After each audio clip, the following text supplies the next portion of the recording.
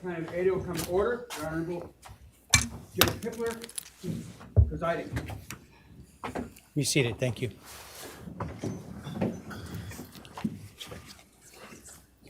Yes, Your Honor, we need about 5 minutes.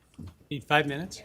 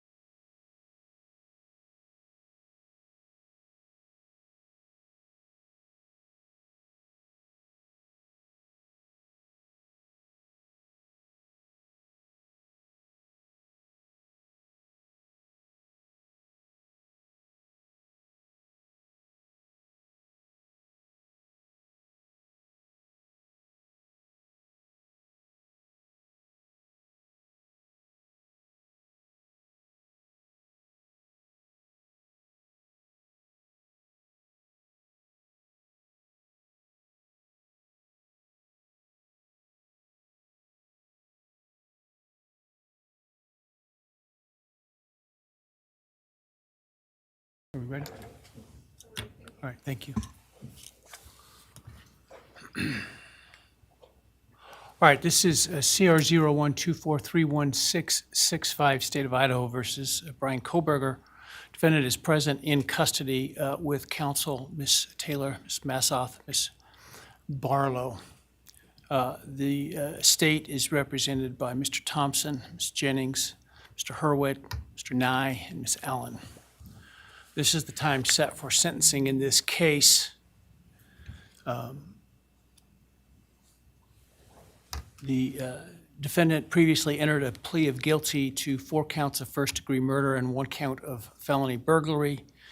In exchange, the parties stipulated to recommend a sentence consisting of, on burglary, 10 years fixed, on each of the 4 counts of first-degree murder, life fixed.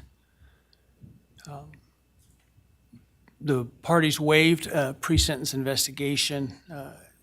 To my understanding, neither party submitted a sentencing memorandum or other materials for the court.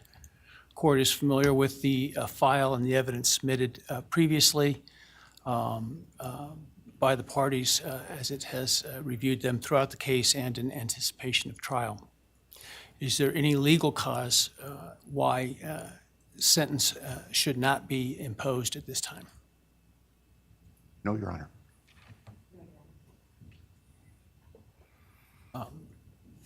Does the state, before impact statements and arguments, wish to present evidence today?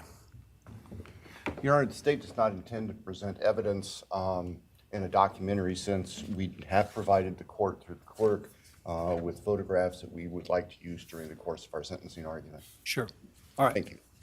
But no testimony other than impact statements? That's correct, Your Honor. All right, so with that, let's start with then impact statements. Ms. Jennings will be introducing And my understanding, just so I'm clear, I indicated through the trial court administrator that we needed to see if any of the victims wish to have the camera not running and audio only. And my understanding is all of them indicated they are fine with the video. Is that correct? Yes, Your Honor, that's correct. All right, very well. Go ahead, Ms. Jennings. Your Honor, the first, and we're taking these in the order, victim impact statements in the order that the charges were listed in the indictment. The first charge being burglary, so we will have Bethany Funk's statement, and she has asked that her friend Emily Allant read that statement. All right, any objection to that? All right, very well.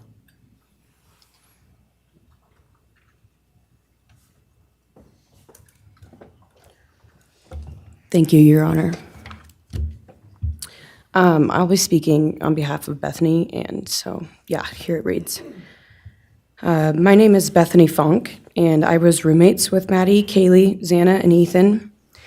I not only lost some of my best friends, but I also lost a sister. Never in a million years would I have thought that something like this would have happened to my closest friends.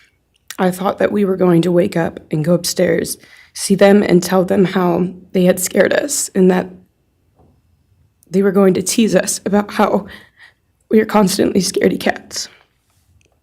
I make jokes about it as we would go to Taco Bell like always.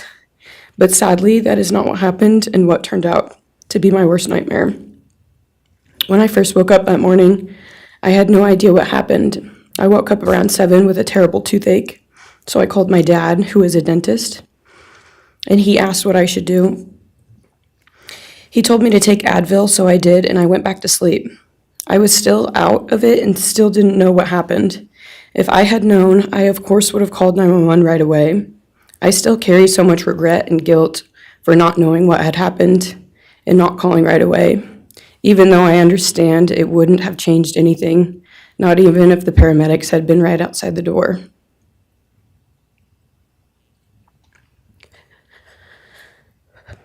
I was so frantic that morning and scared to death, not knowing what had happened.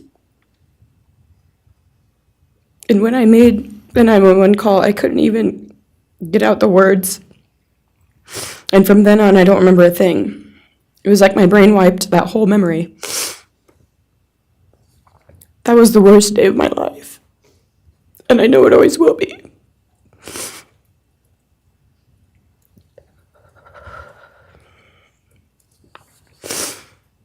While I was still in shock, trying to process the fact that my friends were truly gone, I had been attacked by the public.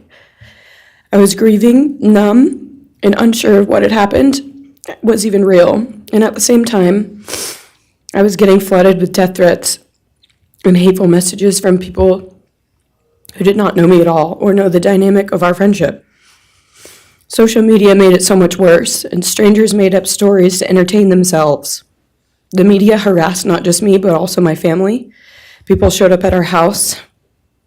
They called my phone, my parents' phones, other family members' phones, and we were chased while I was still trying to survive emotionally and grieve the loss of my friends. I hated and still hate that they are gone, but for some reason, I am still here and I got to live. I still think about this every day. Why me? Why did I get to live and not them? For the longest time, I could not even look at their families without feeling sick with guilt. I did not know what to say or what to do. I was terrified that my presence just made their pain worse, and I was still here when their kid, their siblings and their friends, their loved ones should have been here instead. After everything happened, I was afraid to go into my own backyard or alone in my house. I was scared that the person who did this would come for me next. I was always scared that the media would try to catch me at any moment of any day, even when I was just walking around my house. I made my parents close all the blinds during the day so no one could see me even in the slightest chance. I barely left the house, and when I did, I made sure I was never alone. I slept in my parents' room for almost a year.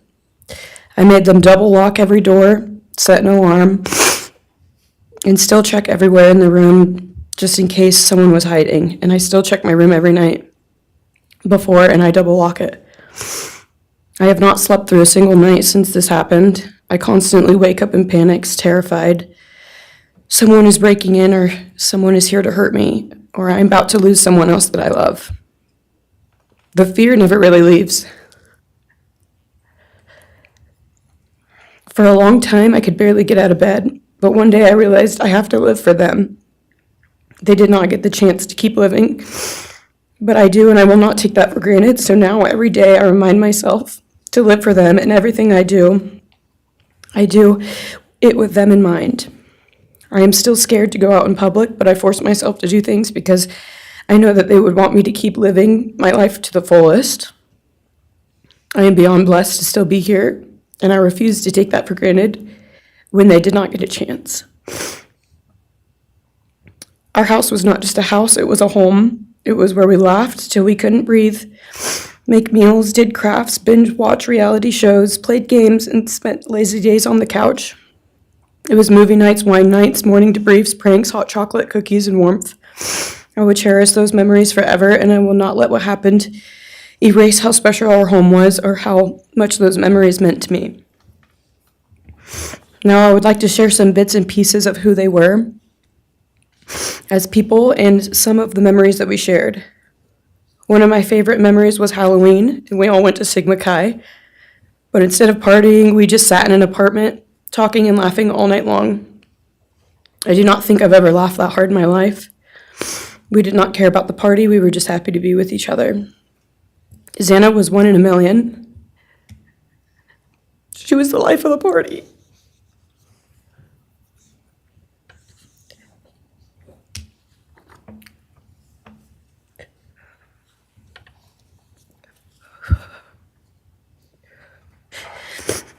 But she was also the kindest and funniest person I knew. Everyone loved her because she made everyone feel so loved. She was just someone you always wanted to be around, no matter the circumstance. One of my favorite days with Zana was when she laid on the couch, when we laid on the couch together all day watching movies and snacking. Or when she, Maddie, and I would go and get margaritas, chips, and salsa. She would also light up a room with her presence alone. Kaylee had the most beautiful, radiant smile, and she was so kind, but also one of the funniest people I've ever known. She loved playing little pranks, and she always had us laughing so hard that we could not breathe. She was so full of energy and life. I really believe that she could have ruled the world if she wanted to, and she would have been America's sweetheart. Ethan was the sweetest, most genuine guy. He was always smiling and always making other people smile too. Ethan was the kind of person you wanted around. He was so kind and easy to talk to and just so fun. And the way he cared for Zana was truly something to admire. And really was proof that storybook love and true romances really do exist. It was not only obvious to me, but everyone that was around Ethan and Zana that they were absolute soulmates.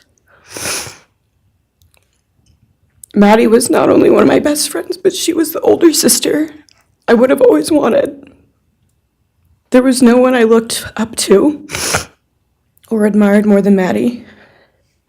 She was truly a ray of sunshine, and everyone was drawn to her. She was so kind, loving, funny, fun, and passionate. She had the sweetest soul and wanted nothing but the best for everyone, and to love and show love to everyone. She took me under her wing and always made me feel so safe and included, and above all, loved and valued. She never failed to make me laugh or put a smile on my face. Still to this day, I am beyond grateful that she chose me to be her sorority little, and I thank God every day that I not only got to know her, but had her as one of my best friends. Honestly, I cannot pinpoint one favorite memory with Maddie because I have so many, and this would be a very long read if I did. But if some little memories with her that I cherish is when the two of us made a nice dinner and split some wine, or when we would binge watch Jersey Shore or Summer House. When we came up with a whole dance routine on Halloween and danced and sang all night, like no one was watching. All the late night walks home from going out, and just little shopping trips and so much more. I am beyond blessed that I had the chance to know each and every one of them. They changed my life in ways I would have never put into words. I hope that they are remembered for who they are, not what happened to them, because who they are were so beautiful, and they deserve to be remembered in the highest way. My heart breaks every time I go to text one of them or how badly I wish I could see and hang out with them. And then I remember I cannot. I will never be able to again. But I still talk to them in my prayers every single night, and I always will. I wish more than anything I could hug them one last time. And I wish I could tell them how much I love them. And even though I cannot, I still tell them every night. I will keep living for them as long as I am lucky enough to still be here. And they were all truly one of a kind. And they will be in our hearts forever and always. Thank you, and please convey to Bethany my appreciation for her courage, and I hope that she heals. Next is Dylan Mortensen. We're asking for some accommodations for Ms. Mortensen and that she be allowed to sit in my seat. Sure.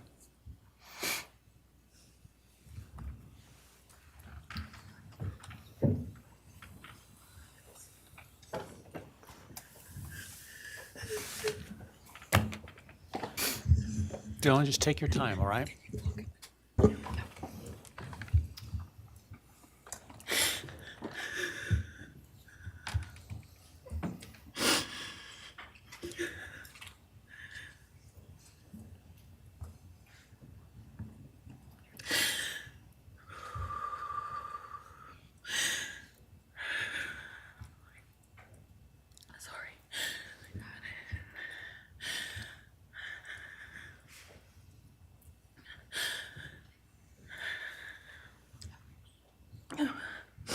Thank you, Your Honor.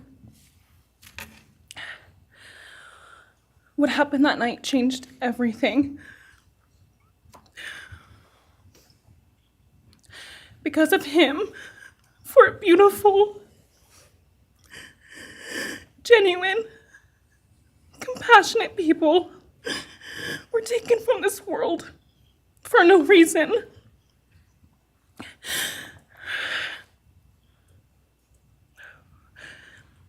He didn't just take their lives. He took the light they carried into every room. He took away how they made everyone feel safe, loved, and full of joy. He took away the ability for me to tell them that I love them and that I'm so proud of them. He took away who they were becoming and the futures they were going to have. He took away birthdays, graduations, celebrations, and all the memories that we were supposed to make. All of it is gone. And all of the people who loved them are just left to carry that weight forever. He didn't just take them from the world. He took them from me, my friends, my people who felt like my home, the people I looked up to and adored more than anyone. He took away my ability to trust the world around me.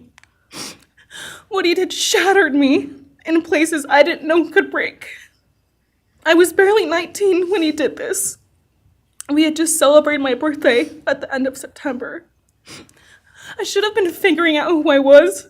I should have been having the college experience and starting to establish my future. Instead, I was forced to learn how to survive the unimaginable. I couldn't be alone. I had to sleep in my mom's bed because I was too terrified to close my eyes. Terrified that if I blinked, someone might be there. I made escape plans everywhere I went. If something happens, how do I get out? What can I use to defend myself? Who can help? Then there are the panic attacks. The kind that slam into me like a tsunami out of nowhere. I can't breathe. I can't think. I can't stop shaking.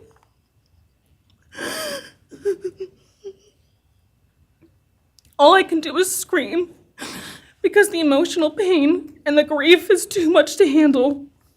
My chest feels like it's caving in.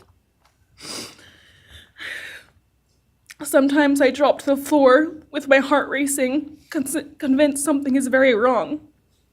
It's far beyond anxiety. It's my body reliving everything over and over again. My nervous system never got the message that it is over, and it won't let me forget what he did to them. People call me strong. They say I'm a survivor, but they don't see what my new reality looks like. They don't see the panic attacks, the hypervigilance, the exhaustion, the way I scan every room I enter, the way I flinch at sudden sounds. They don't know how heavy it is to carry so much pain and still be expected to keep going, and that's because of him. He stole parts of me I may never get back. He took the version of me who didn't constantly ask, what if it happens again?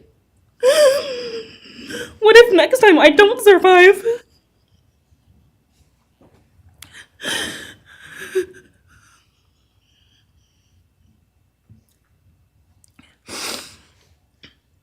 He may have shattered parts of me, but I'm still putting myself back together.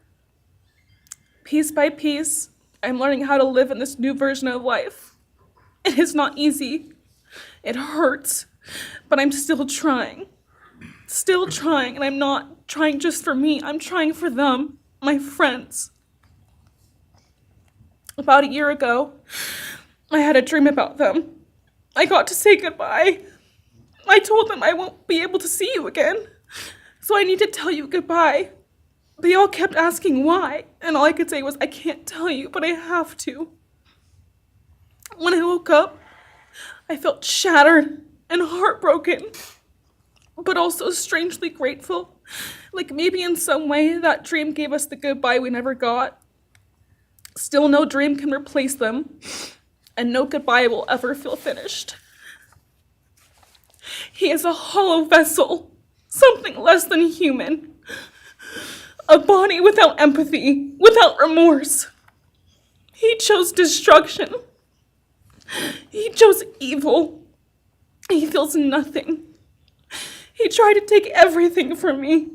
My friends, my safety, my identity, my future. He took their lives, but I will continue trying to be like them, to make them proud. Living is how I honor them. Speaking today is to help me find some sort of justice for them. And I will never let him take that from me. He may have taken so much from me, but he will never get to take my voice. He will never take the memories I had with them. He will never erase the love we shared, the laughs we had, or the way they made me feel seen and whole. Those things are mine. They are sacred, and he will never touch them. I get to feel sadness. I get to feel rage. I get to feel joy even when it's hard. I get to feel love even when it hurts. I get to live. And while I will still live with this pain, at least I get to live my life. He will stay here, empty, forgotten, and powerless. Dylan, thank you so much for your courage. I appreciate it.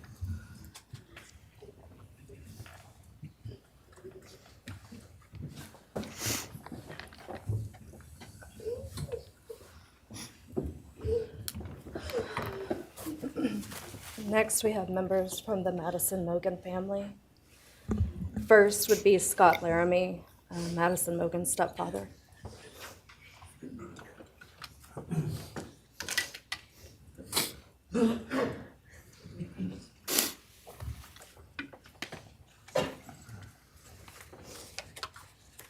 Standing by him is Karen Laramie, Madison's mother. Thank you, Your Honor. My name is Scott Laramie.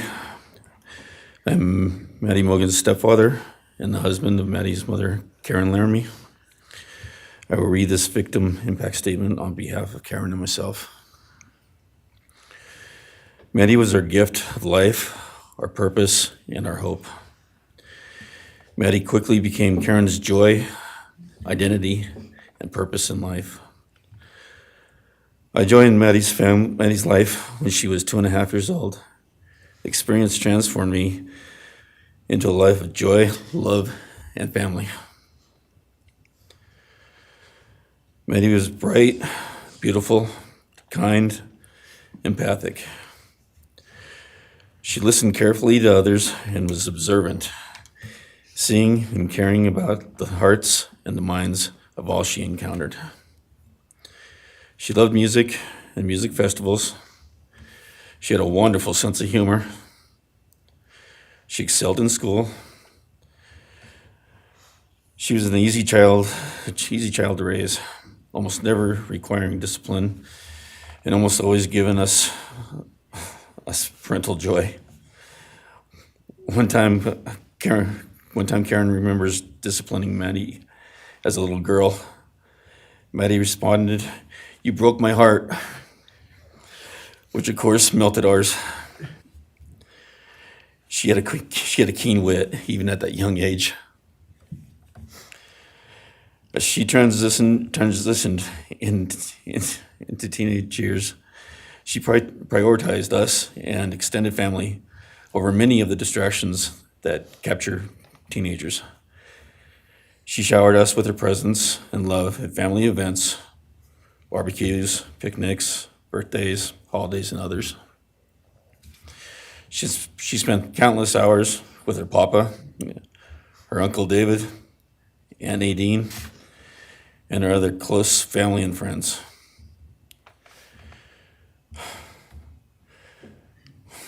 This world was a better place with her in it. As she reached adulthood, Maddie applied her studies to be a marketing professional, entering into an internship at Payne West, and started planning her professional future.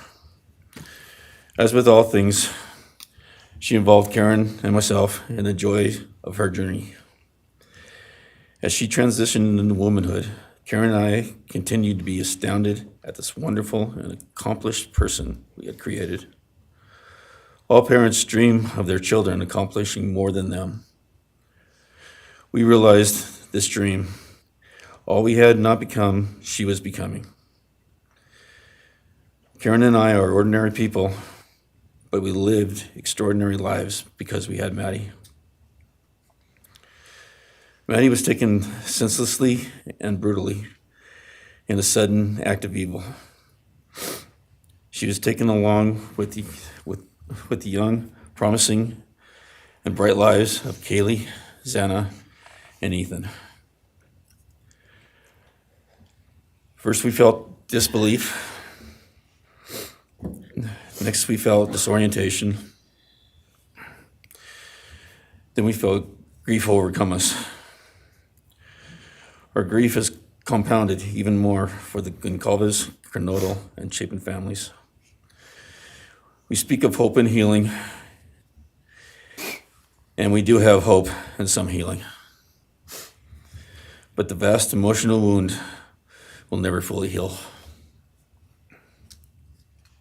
Since Maddie's loss, there's emptiness in our hearts, home, and family, an endless void. After losing her mother in a car crash, Karen took years to grieve and recover. The feeling that her life with Maddie and A was perfect helped her to start to heal. Now, this is no longer perfect. After Maddie's loss, Karen felt like she was spinning out, emotionally collapsing into anxiety and depression. She sometimes asks, "How am I supposed to go on when I've lost my favorite person in the world?" I felt the same, and we continue to struggle. The loss of Maddie has impacted so many beyond our family. Her second family is her sorority sisters who grieve alongside us. She has so many close friends who suffer from her loss. We will continue to be. Her loss will continue to be felt by the Vandal community, including Vandal Solutions on campus, where she volunteered her time for others.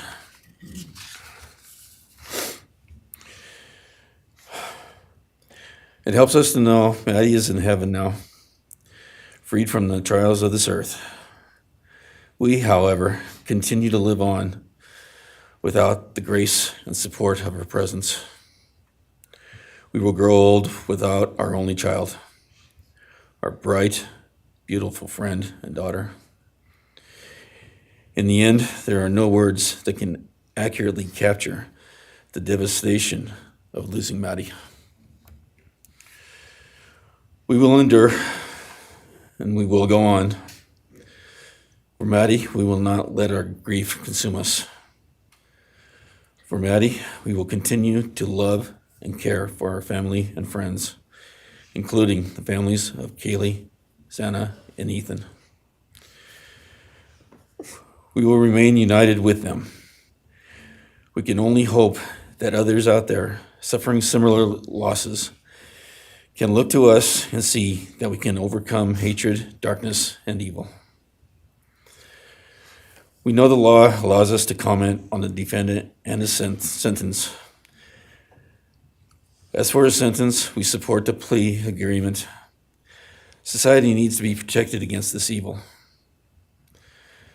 As for the defendant, we will not waste words, nor will we fall into hatred and bitterness. Evil has many faces, and we now know this, but evil does not deserve our time and attention.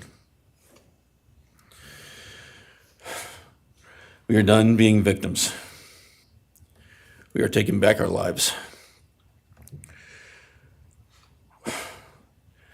We will turn our time, talents, and attention to hope, healing, and helping others, and to the future.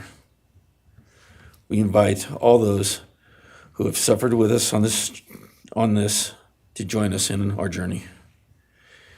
We can make this world a better place. We can move on from tragedy. Adversity will visit us, evil will visit us, but we will overcome. We can and will endure.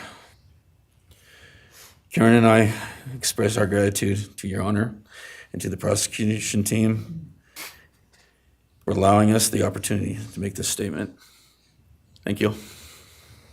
Thank you so much for your courage, and I am so sorry for your loss. God bless you. Your Honor.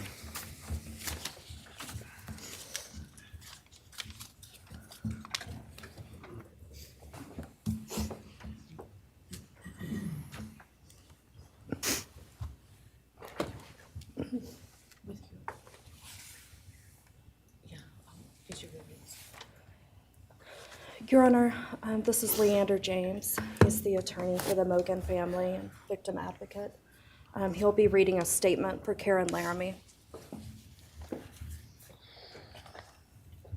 May it please the court, counsel. My name is Leander James. I am the pro bono counsel for Karen and Scott Laramie. Karen has asked me to read this statement into the record. I thank my husband, Scott, for his statement, his courage, and his unending love and support during this dark time. While words are inadequate to capture the impact of this horrific crime on our family, he expressed it as best anyone could. For Maddie's sake, I will add my supplement statement that incorporates additional impact in the context of my extended family. I am grateful to Maddie's great uncle, Bryan Kohberger, for assisting me with the difficult task of putting our pain into words. For me and my extended family, Maddie was our hope and our light. Her beauty, both outside and in, shone its light upon everyone with whom she came in contact. Her beauty, she carried that hope and light into the future for our entire family. We have memories of our Maddie and grief and pain at her being taken from our presence. Any one of us would have given our own light to have been outshone by hers. We now look to our Creator to know that her light continues where we look to see her in His presence. Those who commit evil for their own twisted gains and purposes truly defile the efforts and sacrifices of mothers, fathers, families, teachers, clergy, public servants, service members, and all those who commit themselves to the greater good, freedoms, and the future light of our nation. Condemnation falls heavily upon those who squandered the lives of our future hopes and dreams. Some may offer forgiveness for what the defendant has done. However, we cannot at this time, or perhaps ever, nor will we ask for mercy for what he has done. His acts are too heinous, the agony and grief he has caused too great. But we will waste no further words or thoughts on him. For Maddie's sake, we will move on. We will do our best to carry Maddie's light into this world and make it a better place. I thank the court and the prosecution for allowing me the opportunity to make my statement, and I thank all those who have and will support my family and the families of Kaylee, Zana, and Ethan. Thank you. Thank you. Thank you, Mrs. Laramie. Appreciate it.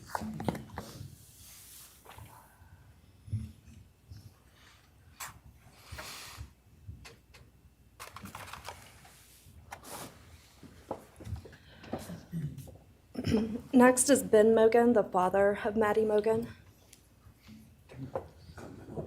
Yes, of course. Actually, Your Honor, it'll be Kim Cheeley, the grandmother of Maddie Mogen.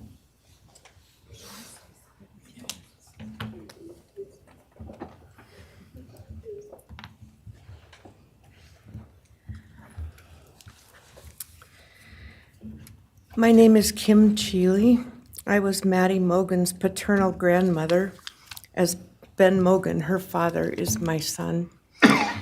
I'm here today with my sister Lori Cheeley, Maddie's great aunt, and my son Ben Mogen, and my daughter-in-law Corey Hatrock. I'd like to begin by thanking a number of people involved in bringing this case to closure. In my daughter's words, the plea deal the prosecution team reached this month is one that punishes the perpetrator of this horrendous crime, protects the public from further harm, and allows all of us who knew and loved these kids the time to grieve without the anxiety of the long and gruesome trial, the years of appeals, and potential for mistrials along the way. My family and I are so grateful to Bill Thompson and his prosecution team for their dedication and painstaking work that forced the perpetrator to admit his guilt. We want to thank the Idaho State Police, the Moscow Police Department, the FBI, and Judge Hippler. We'd also like to thank the University of Idaho officials who have treated the families of the victims with such dignity and kindness, and who have honored the 4 victims beautifully. Maddie was my first grandchild, so when she was born, all her grandparents had the distinct pleasure of deciding what we'd like to be called. I chose Nana, pretty original. But when Maddie was about 1.5 years old, her papa, Ben's dad, and I were planning to visit the new little family in Oregon. Maddie didn't have an extensive vocabulary at the time, but for some unknown reason, she called bananas ba-deedle-deedles. When Karen and Ben told her Nana was coming to visit, she figured, I say deedle-deedle for that word. So I became deedle-deedle, shortened to Deedle when she was about 6 or 7, and I was Deedle all her life. I don't think her stepdad, Scotty, ever knew my given name was Kim. Maddie's and my birthdays were 1 day apart, and a couple years before she was killed, she gave me this necklace with Deedle and Maddie engraved on it, and I added an angel wing, and it's one of my treasured possessions. I also got an angel wing tattoo, never thought I'd see the day, but along with many members of our family, replicating the one that Maddie and her sorority sisters had. I wanted mine where I could see and touch it often. From preschool through grade school, I stopped teaching piano lessons early on Wednesdays and picked Maddie up for bubble baths, brownies, and books. It was our special time together. And she went home those nights in her jammies with a pan of warm brownies for her family. Although Karen and Scotty raised Maddie and did such a lovely job of parenting, we Mogens were lucky to have her for holidays and many other family gatherings. We'll always have our treasured memories of Maddie growing up in our big, extended, cooperative family, and I thank Karen and Scotty Laramie for being so generous and open and sharing Maddie with her Mogen side of the family. When the 4 kids were murdered, the foundation fell out of our world. Initially, the fear was truly debilitating. The first 6 weeks were excruciating. Despite the vigils, memorials, candlelight gatherings of students, friends, family, community members. After the arrest, in the past 2.5 years, my family has lived with grief, with the effects of traumatic grief, of which I was blissfully unaware before all of this. I now have a stack of books on grief. I've attended grief classes at hospice. I've tried EMDR, a technique that helps replace disturbing visions with something more comforting. My son Ben, his 2 sisters, Maddie's aunts, and I have all experienced depression and anxiety and sleep disturbance, requiring medical intervention at times. We've all sought counseling off and on. The struggle with media attention was extremely difficult, especially for Ben. No one should live through the violent murder of one's child. Some days it's beyond me how the parents of these kids are still upright. I'm thankful for the strong families and communities that are supporting the survivors. At the time, I could think of only 2 blessings surrounding the horrific murders. One was that Ben was living with my partner Tom and me at the time, and that we could support each other emotionally through it all. Sadly, Tom died a year ago of a rare brain cancer, and he won't be here to see justice served. He was our family's rock, and we all miss him every day. A second blessing is that my mother died of COVID several months before the kids were killed, and she didn't have to live through the horror. It was difficult to identify blessings.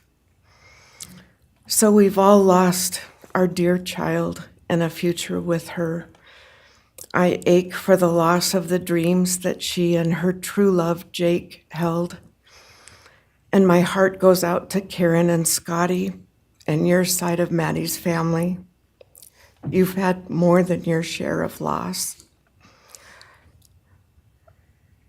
My heart aches for the kids' roommates and the families of the other victims, and also the family of the perpetrator.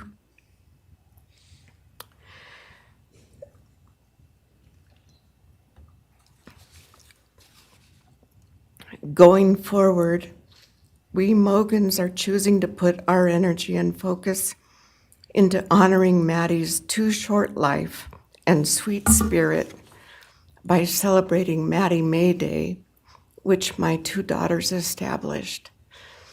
On May 25th each year, Maddie's birthday, we encourage folks to do random acts of kindness in Maddie's name. In my daughter Katie's words, may we all protect our peace in whatever way possible, unite in community, and focus on joy. Please do an act in kindness in Maddie's honor during this week. so a glimmer of Maddie's light may live on. Thank you. Thank you, and I appreciate your courage, and bless you and your family. Thank you.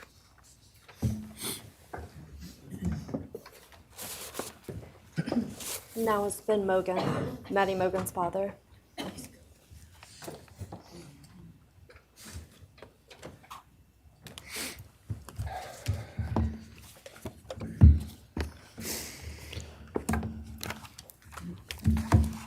I'm Benjamin Mogen. I'm Maddie's dad. And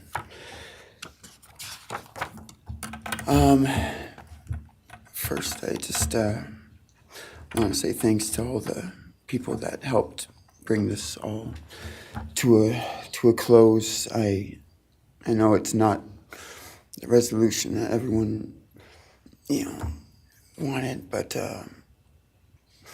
I think that that everyone worked so hard, and we really appreciate all their efforts. It was such a hard thing to go through for everybody.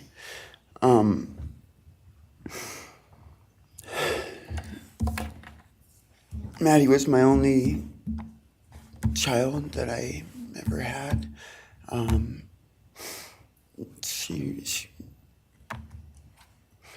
She's the only great thing I ever really did, and the only thing I was really ever proud of. And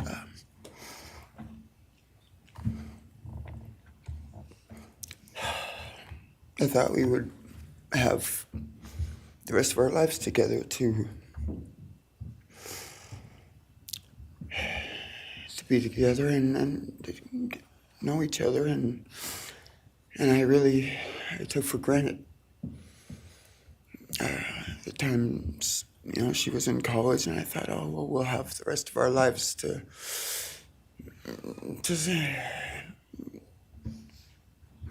do all the stuff that we're supposed to do, and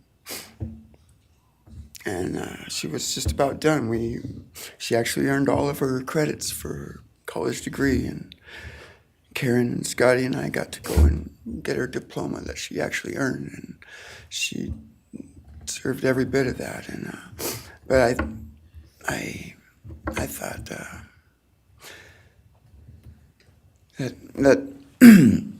that was going to be just the beginning of a long life together, and we never got that.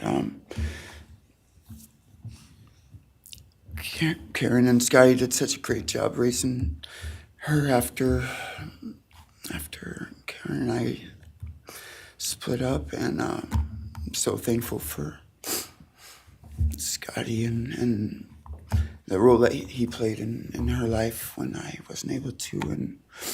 But we got to spend a lot of great times together, Maddie and I.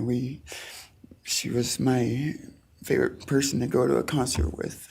We got to see some fun shows together, and I told her, if there's ever a show that you want to go to, you let me know, and I'll get you tickets for you and your friend, or if we want to go together, we'll make it happen. And my favorite memory with her was when the Mac Miller show sold out here in Spokane, and everyone wanted tickets, no one could get them, and on the last day before the show, they did a radio thing, and I got 4 meet and greet tickets for Maddie and her friends and me to go and see the show, and that was her favorite artist at the time, was Mac Miller, and he's gone now too, and my little cousin Zach drove us all there that night, and he's gone too, tragically, and anyway, the last thing that she ever wrote to me was this Father's Day card, and I'm so glad I still have it. I'm just going to read what she said. It says, "Happy Father's Day. I hope you have the best day. I can't wait till we can hang out again soon. I'll be in Coeur d'Alene, 624 to 74. Hopefully we can find a time then. I loved your birthday card that you sent me, by the way. Maybe we can see a concert sometime soon. I'd love to see the gorge when it's not so smoky out. I hope you're doing well. I'm proud of how far you've come. Thank you for always encouraging me to do my best. Love you lots and lots. Love, Maddie May. She did encourage me to not just to do my best, but to live on. I went through a lot of issues with addiction and with substance abuse, and when I wasn't wanting to live anymore, she was what would keep me from just not caring anymore, and knowing that she was out there and that she was just such a beautiful person kept me alive a lot of rough moments, and I'm so glad that she was able to meet Jake. He was the only one that actually ever got to take her to the gorge. They went and saw Watershed together, and yeah, they had a heck of a time. I'm glad she got to. That's a really special place for me, and she always wanted to work out there with me in the summer sometime. And she never got to, but at least she got to see it once with Jake. He was such a great guy. He is such a great guy. And I really wanted to see what a future with them would have looked like. I'll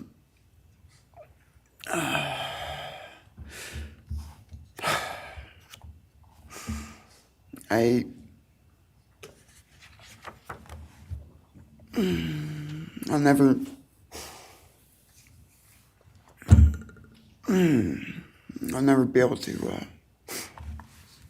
replace her. I wrote a bunch of stuff. I just don't know what to say right now. I just miss her so much, and I just love her more than anything. And it shouldn't have happened. And a death sentence is one thing. You know when it's going to happen, and it's going to be all gentle and stuff. But life without parole, with a building full of people that all just want you to not be around anymore, winking at every morning, not knowing if that's the day they're going to pull your card. I mean, it's not a very nice sentence either. So, I don't know. I just love you, Maddie, and I wish you were still here. Thank you so much.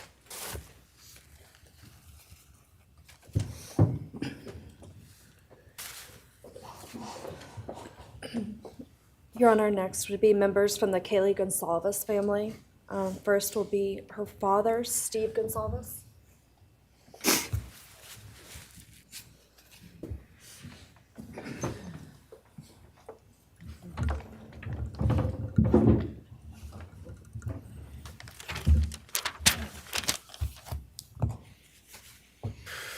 Today, we are here to finish what you started.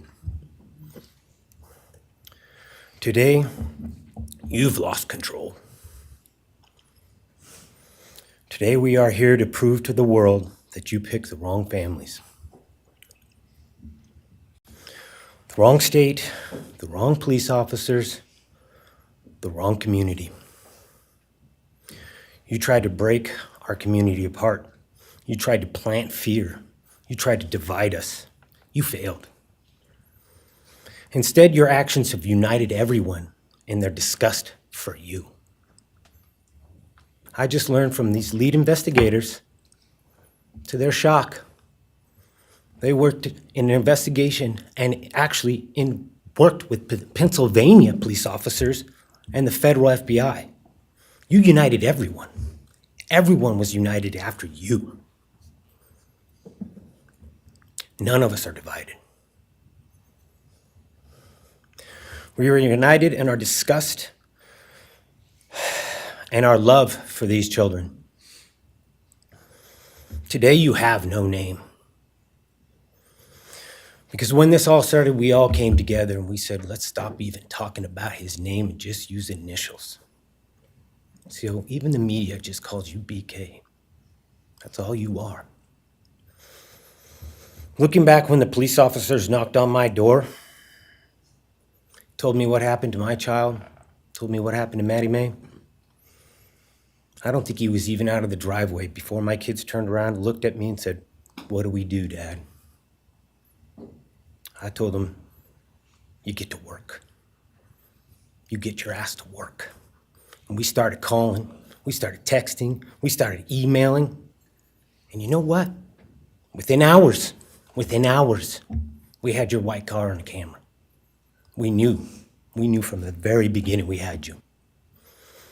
Police officers tell us within minutes they had your DNA, like a calling card. You were that careless, that foolish, that stupid. Master degree, you're a joke, complete joke. But we took this disaster and we did what we could. We put everything online. We took our kids, we took our images, we took everything that they did, their videos, their photos, the girls' pranks, Ethan singing. We put it out there, we shared it with the world. And the world united. And all they ended up, when they talked about this case, is they talked about Kaylee Jade, Maddie Mae, Zana, and Ethan. Everything what these people meant to us, a father, a mother, a brother, a sister, we shared that with our community. Then we shared it with our state. We shared it with the country, and eventually we shared it with the world. The world's watching because of the kids, not because of you. Nobody cares about you. You're not worth the time, the effort to be remembered. In time, you will be nothing but two initials forgotten to the wind. No visitors, nothing more than initials on an otherwise unmarked tombstone. From this moment, we've all started.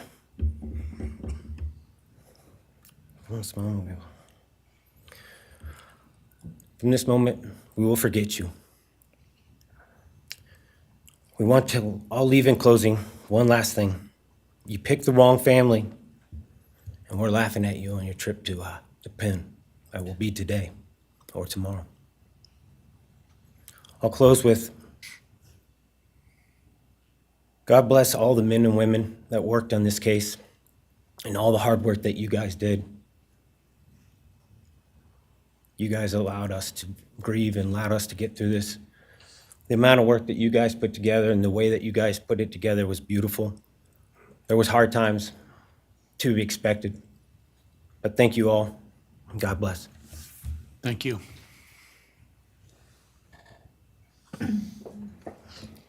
Your Honor, next is Stephen Goncalves, Kaylee's brother.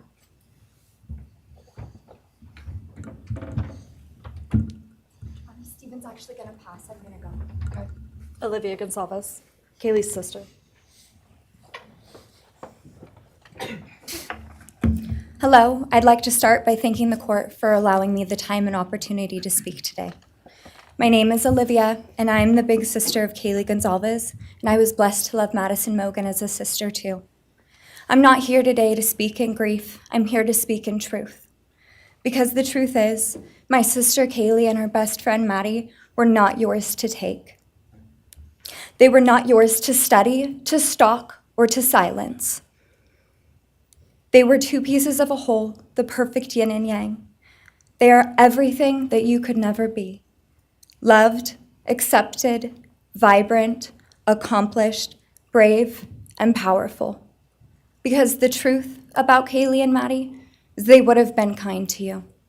If you had approached them in their everyday lives, they would have given you directions, thanked you for the compliment, or awkwardly giggled to make your own words less uncomfortable for you. In a world that rejected you, they would have shown mercy.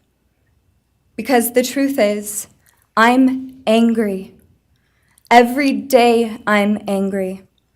I'm left shouting at the inside of my own head everything I wish I could say to you. The truth about me is when I heard the news, I didn't cry. I listened for them. I promised them I would, that I would fight for them, that I would show up no matter what it cost me. I swore I'd never let them feel alone. Because you see, I've always been their heavyweight. I've always been the one to fight the battles they didn't feel ready to fight themselves. All it ever took was a call, and they knew I would handle it for them, no matter the time, no matter the cost. They could wave their white flag because they knew I would never back down, not for them, and not even death could change that. Somewhere along the line, I started to think about what I would say to them if I was given just one last chance. If I could gather enough heartbreak or love or sacrifice or whatever it took to get just one message across, what would I say? Throughout this entire process, I've written my feelings down at every moment, my wishes, my love, my denial, my anger. And as one final act of love, I'd planned to read these thoughts, even jarring and discombobulating and not even making sense. Because for me, that was true love. As bare and as naked as it could be, not laced in pretty words or dressed for the occasion, but written through bleary eyes at 2 a.m. with clenched fists, angry at this reality. My true final act of love was to continue on without them, for them. That dream to read aloud my love to them, to bring meaning through pain, was the latest blow in realizing you don't deserve it. And Kaylee and Maddie don't need it. Kaylee and Maddie have always known my love, and they would never ask me to prove it by further victimizing myself to a defendant who has shown no guilt, no remorse, no apprehension. They would say to me, "Why would you give the satisfaction of showing vulnerability now? You promised you would never back down." And for that clarity, I'm thankful. I won't stand here and give you what you want. I won't offer you tears. I won't offer you trembling. Disappointments like you thrive on pain, on fear, and on the illusion of power. And I won't feed your beast. Instead, I will call you what you are: sociopath, psychopath, murderer.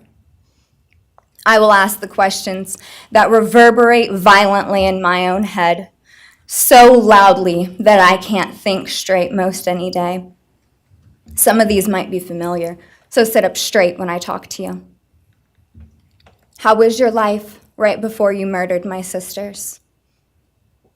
Did you prepare for the crime before leaving your apartment? Please detail what you were thinking and feeling at this time. Why did you choose my sisters?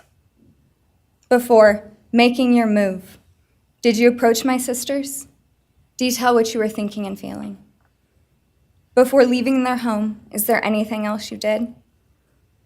How does it feel to know the only thing you failed more miserably at than being a murderer is trying to be a rapper? Did you recently start shaving or manually pulling out your eyebrows? Why November 13th? Did you truly think your Amazon purchase was untraceable because you used a gift card? How do you find it enjoyable to stargaze with such a severe case of visual snow? Where is the murder weapon, the clothes you wore that night? What did you bring into the house with you? What was the second weapon you used on Kaylee? What were Kaylee's last words? Please describe in detail the level of anxiety you must have felt when you heard the Bearcat pull up to your family home on December 30th, 2022. Which do you regret more? Returning to the crime scene 5 hours later, or never, ever going back to Moscow, not even once, after stalking them there for months? If you were really smart, do you think you'd be here right now? What's it like needing this much attention just to feel real? You're terrified of being ordinary, aren't you? Do you feel anything at all? Or are you exactly what you always feared? Nothing. If you're so powerful, then why are you still hiding, defendant? You see, I'm here today as me. But who are you? Let's try to take off your mask and see. You didn't create devastation. You revealed it in yourself. And that darkness you carry, that emptiness, you'll sit with it long after this is over. That is your sentence. And it was written on the wall long before you ever pled guilty. You didn't win. You just exposed yourself as the coward you are. You're a delusional, pathetic, hypochondriac loser who thought you were so much smarter than everybody else. Constantly scolding, turning your nose up to grammar mistakes, nitpicking and criticizing others. You wanted so badly to be different, to be special, to be better, to be deep, to be mysterious. You found yourself thinking you were better than everyone else, and you thought you could figure out the human psyche and see through it, all while tweaked out on heroin. Lurking in the shadows made you feel powerful because no one ever paid you any attention in the light. You thought you were exceptional, all because of a grade on a paper. You thought you were elite because your online IQ test from 2010 told you so. All of that effort just to seem important. It's desperate. There is a name for your condition, though. Your inflated ego just didn't allow you to see it. Wannabe. You act like no one could ever understand your mind, but the truth is you're basic. You're a textbook case of insecurity disguised as control. Your patterns are predictable. Your motives are shallow. You are not profound. You're pathetic. You aren't special or deep, not mysterious or exceptional. Don't ever get it twisted again. No one is scared of you today. No one is intimidated by you. No one is impressed by you. No one thinks that you are important. You orchestrated this like you thought you were God. Now look at you, begging a courtroom for scraps. You spent months preparing, and still all it took was my sister in a sheath. You work so hard to seem dangerous, but real control doesn't have to prove itself. The truth is, the scariest part about you is how painfully average you turned out to be. The truth is, you're as dumb as they come. Stupid, clumsy, slow, sloppy, weak, dirty. Let me be very clear. Don't ever try to convince yourself you mattered just because someone finally said your name out loud. I see through you. You want the truth? Here's the one you'll hate the most. If you hadn't attacked them in their sleep, in the middle of the night, like a pedophile, Kaylee would have kicked your fucking ass. Thank you. Thank you.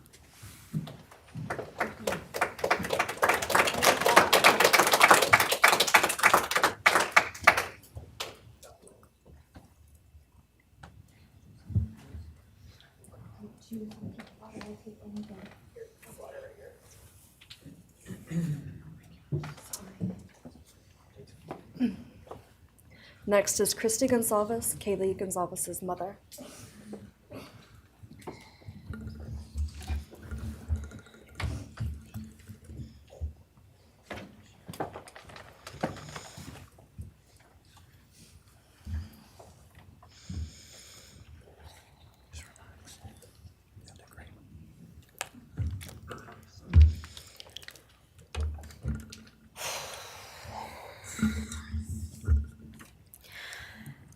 Thank you, Your Honor. I never imagined having to speak to someone so devoid of humanity. For a long time, I didn't think I'd find the words low enough to meet you where you are. But now I realize this isn't about you. It's about what you've done to me, and I need you to hear it. When you murdered my daughter, Kaylee Jade Goncalves, You didn't just take her life, you shattered others. You attacked what you could never be, and in doing so, you left a trail of devastation far beyond that house. You stole my peace. You've altered my every waking moment, every sleepless night, the way I view the world, people, safety, trust. It's all been changed by your cruelty. I no longer recognize parts of myself. Joy is harder to find. Laughter feels foreign. The world moves forward, but I'm suspended in a place of sorrow and rage. You've taken from me something that can never be restored. The grief sits with me every day, some days quietly, and other days so loud it drowns out everything else. The emotional toll you've inflicted on me is immeasurable. I live with a constant ache, with birthdays that are now memorials, with holidays that feel hollow, with empty chairs that scream louder than words ever could. I am forever changed. But for you, as a person working on a PhD in criminal justice, you really didn't think this one through. You're not that good. In fact, you're not that good at anything. You couldn't secure a job. You couldn't get along with others. You couldn't even get a female to look in your direction. All because you are pathetic. Now you're a joke in this courtroom. I wish I could crown you with a jester hat to complete your orange jumpsuit clown look. A dead killer doesn't kill again. So while I'm disappointed the firing squad won't get to take their shots at you, I'm confident that the men in prison will have their way with you in more ways than one. You will finally get what you wanted, physical touch. Just probably not how you were expecting it. See, you haven't beat the system. You've simply entered a new one, where the rules are cruel and the consequences will never end.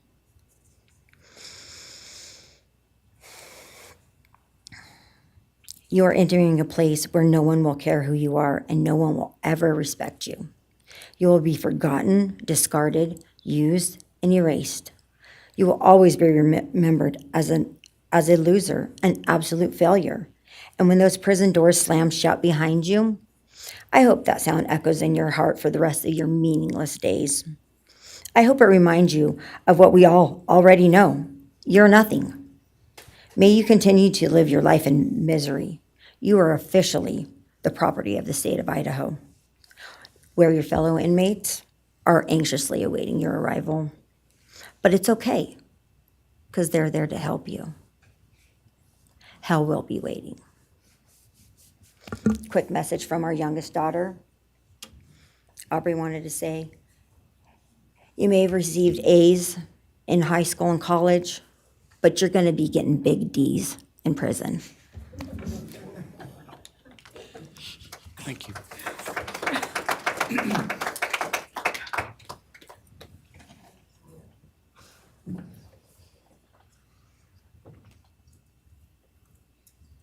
Do we have more from the Goncalves family, or are you? Yes. Next would be Shannon Gray, the Goncalves family attorney. He'll be reading statements from Kaylee Goncalves' grandmothers. Well, Morning, Your Honor. Shannon Gray, the attorney for the Goncalves family. I actually have 3 statements, one from her aunt and 2 from her grandparents. This is from her aunt, Tammy Butts. You, in the cloak of darkness, made a decision to turn our whole family's world upside down forever.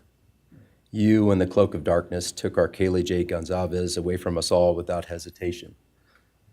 Never have you shown any remorse or regret. We just get creepy, non-expressive stares as you have your team of women defend you. Kaylee was a strong, kind, fun-loving, caring person, and she will greatly be missed by all her family and friends for the rest of our lives. She had goals in life that you took from her and us. We lose on watching her enjoying her life, working hard and building the future she wanted. She was ready to start that after college life. You, in the cloak of darkness, took it all away. You left us without her future wedding, her future children that she would have added to our family. No more talking to her on the phone, going for a coffee, celebrating holidays. It's all gone. You, in the cloak of darkness, gave each and every one of Kaylee's family members their own lifetime sentence.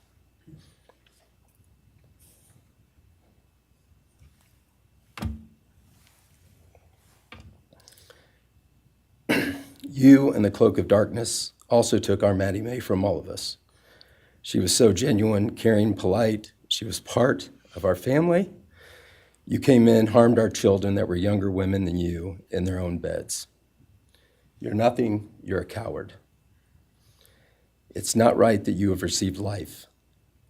I pray that you meet your end in the cloak of darkness, burn in hell. I have two other statements, Your Honor.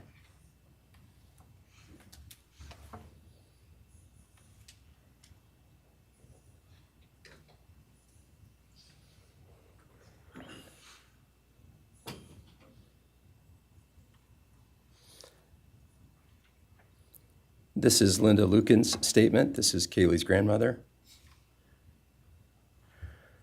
I really don't know how to address something so inhumane, but I will try. Nothing in the past 2.5 years has made any sense. All I get is you cowardly went into a home at night, filled with what I'm sure you thought was all sleeping girls, and went on a vicious killing spree for no other reason but to appease your demonic urges.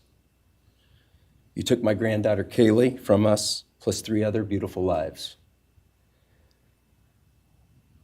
You took my granddaughter Kaylee, beautiful, sweet-souled, doll-faced Kaylee, who was getting ready to start her amazing life, who had such a bright future, who was loved by so many, who you were so envious of. She had a life you could never have. You are so beyond human. You're definitely a demon from hell. I truly wish your punishment would be the same death you inflicted on our kids. But I think you will meet some new friends in prison who will be there just to help you. Thumbs up.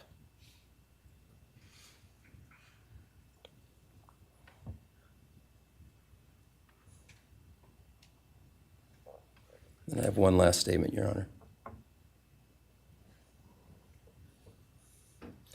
This is from Cheryl Goncalves, Kaylee's other grandmother. John 1:5 says, "Light shines in the darkness, and the darkness overcomes it not." Somewhere in your life, some jealousy, envy, ego, something went dark. It pushed out all light until you became dark and evil. And when you saw my granddaughter and her friends, their light, because they have such a light, you couldn't stand it. Because the darkness in you could not stand the light in them. And so you decided to destroy it. Cowardly, you walked into their rooms in the dark and took their lives, hoping to get rid of your darkness. But you didn't. You failed. Because you know what was once a light shown only to their friends, families, and loved ones is now all over the world. Everyone sees it. Their smile, their beauty, their plans, everything they were and had.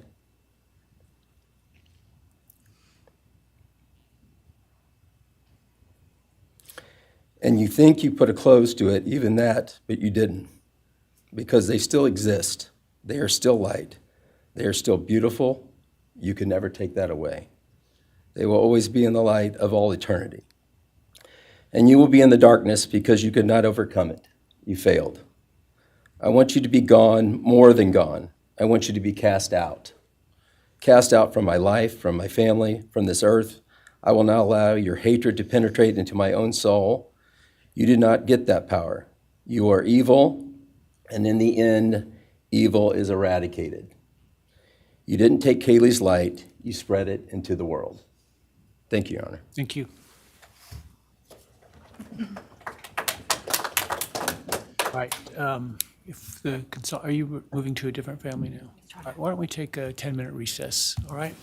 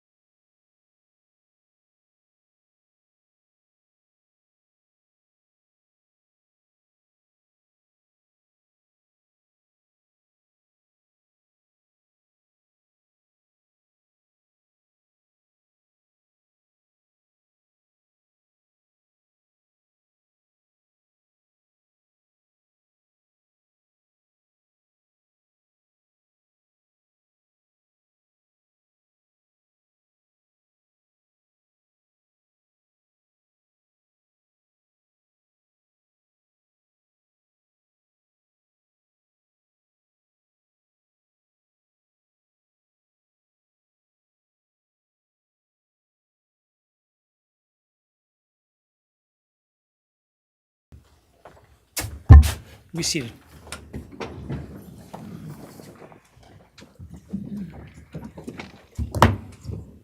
All right, Ms. Jennings. Thank you, Your Honor. The next family is the family of Zana Kernodle, and first would be Jasmine Kernodle, Zana's sister.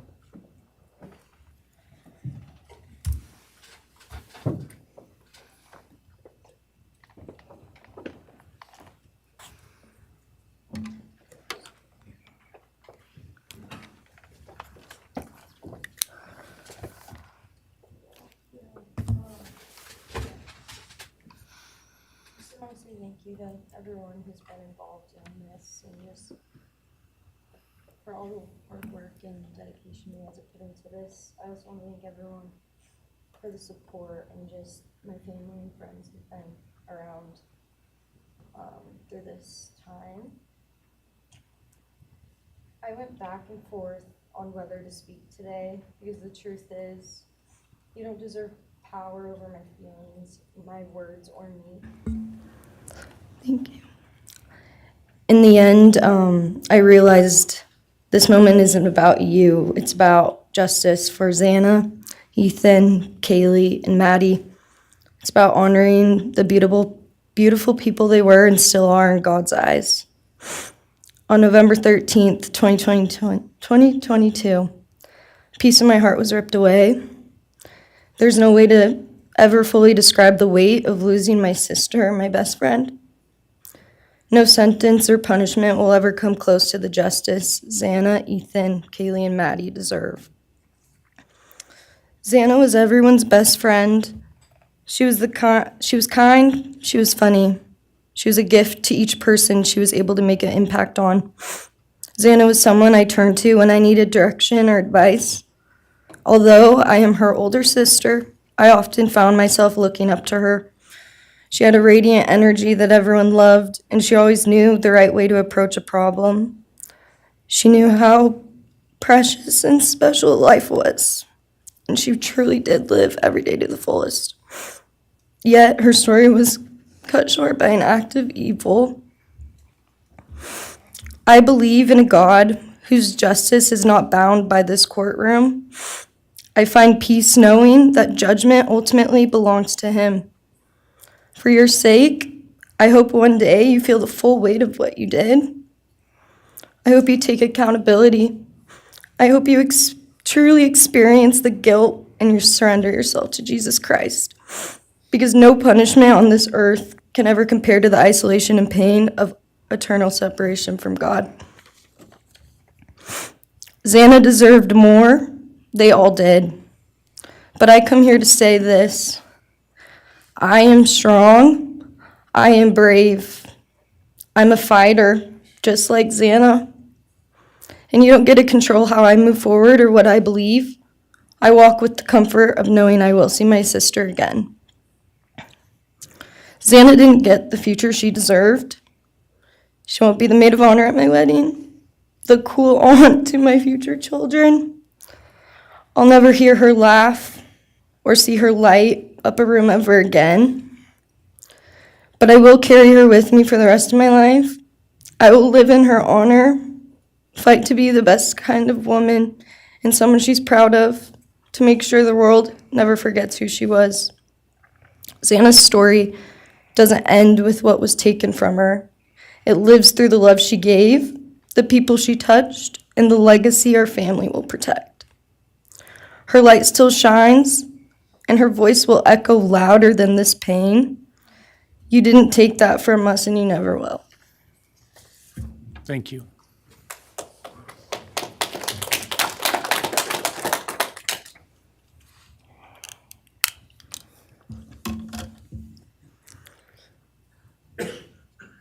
I just want to say before I start, I'm Xana's dad, Jeff Kernodle. It's been a hard road down, because she's gone. And I want to thank everybody, other their families that's speaking so far, spoke about things. I agree with everything they have to say. It all comes back to a lot of the same things that I've had to deal with and we as a family have had to deal with. And that brings me, basis of what I'm talking about a little bit is on my way up here, flying up here in the plane, and about halfway through the flight, this little girl is calling out for her dad. Hey, dad, and then in my mind, I was kind of half asleep. It's dark on the plane. I heard Zana calling out for me like she did, back when she was little, 5 years old. And those times were hard. It was chaotic, but we always had something to work toward that was in a positive direction, compared to right now, which is necessarily not as positive as that for sure. And I know I miss Zana a lot. My life's been changed, and Zana had a great impact on me. And the impact was when she was gone, I realized how important she was and what she really did for me, influenced me, was way beyond what I ever thought. She'd call me up on the weekends, check on me, see who's with me. She's like accountability to your youngest daughter. And that really made a big difference. It made me really think about things and what it's all about, That's the things that I miss the most, is those calls on the weekends, the calls at 11 at night. What's going on? You want to meet my friend? Whoever she's with, a couple of her friends, I can meet them, talk to them. And she always did that. And it's pretty cool. I really miss that. And she made a big impact on me, on other people, her family. But the impact that she made is so extensive on what happened here. And it goes so far. People from everywhere in the world, are following things. And Zana has made a difference in their lives. So, countless people told me that. They might not even know her. They never knew anything about her. It's what they see, and they just love her and say how they wish she could have been their friend.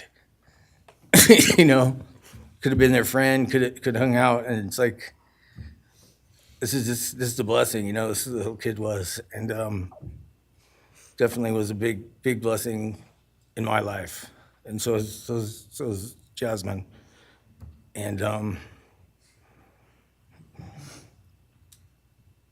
basically, we worked hard to do the things we did, through the times they were growing up, and through those times, I realized that I wanted both of them to graduate college, and that'd be the ultimate thing for them to do to prepare for the world. Then it came back to me, Zana didn't get to finish college. He had it all figured out. And this all came back to me when I was there, and that little girl was on the plane doing that. It's like where I was going, what I was going here for. And then I just realized and thought to myself about the wonderful life that she had and we had together. And I still get to have with Jasmine, but that's the part that really counted. It's the part that really counted, is those memories. And those are what I have left, the memories with her and the ones I can make with her and the life that I can go on with now, which is what she wants. And I say that in present tense because that's what she wants, because I've been told that, I've been countless ways that she's out there and has a way to communicate, which I'm very grateful for.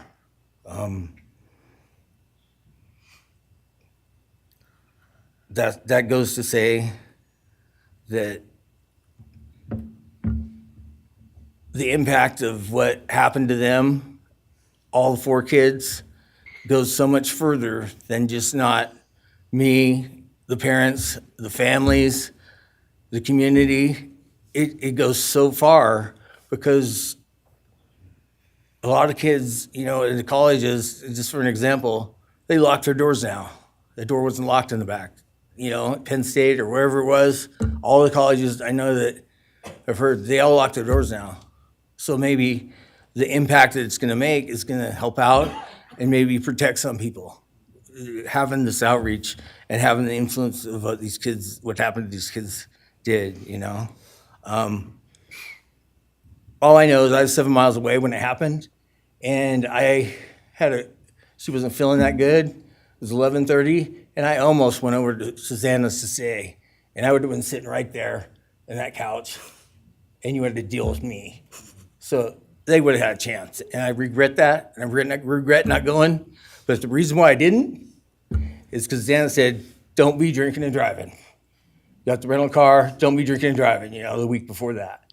So she was, she would have been mad at me to do that. But I really wish I would have drunk and drove, you know, because they would have had a chance, all four of them.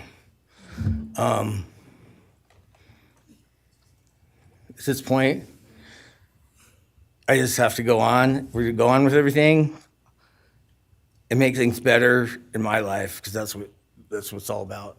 If I have closure in things, and the part that we miss is Zana, her influence, her smile, the things that she did, and we have the memories left, the great memories, and she just wants us to make more memories and not be sad or upset or shocked or taken for that, you know?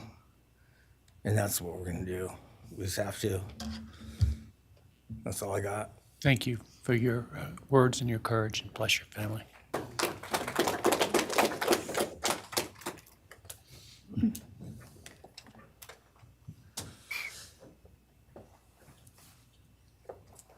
Next, Kim Kernodle would like to address the court.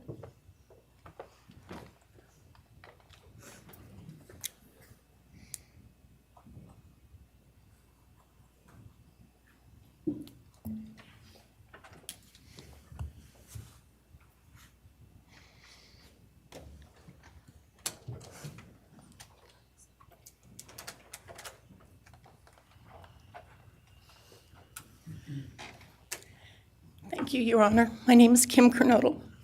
I am Zana's aunt. I was very blessed to have her in my life, in our family. And I thought I had everything in my head, what I wanted to say, but it kind of went out. And I'm always looking for the positive thing, because evil, hate can destroy people. And that's what it started doing with our family. It created anger with our family members.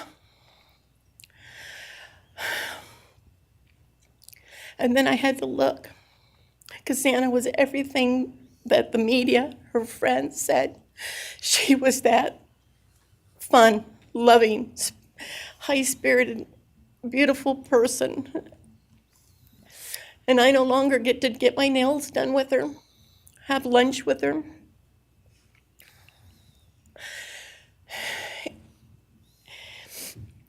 Sorry.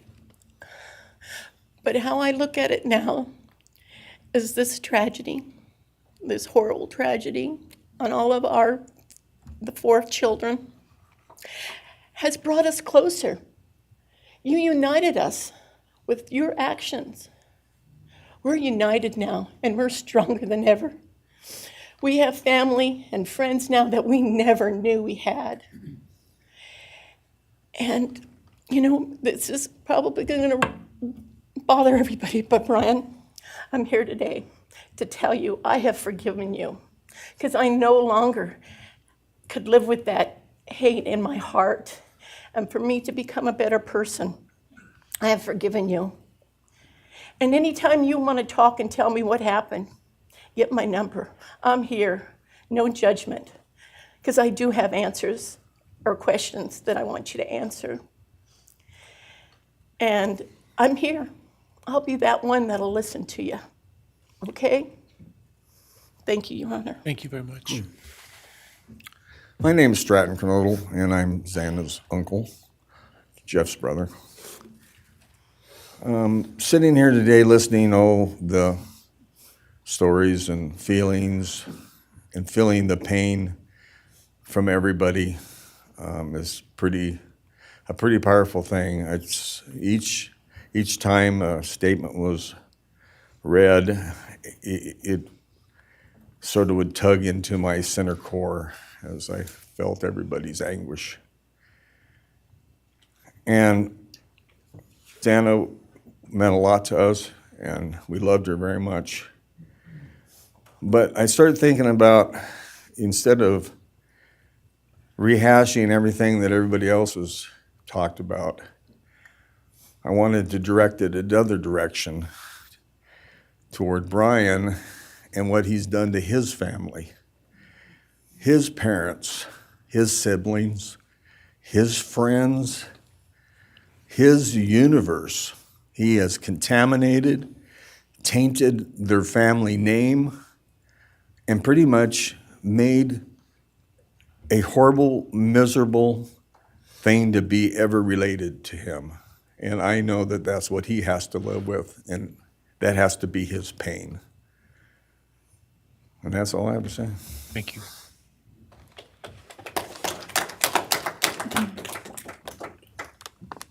Next, Your Honor, I believe Randy Davis, stepfather to Zana Kernodle, would like to address the court.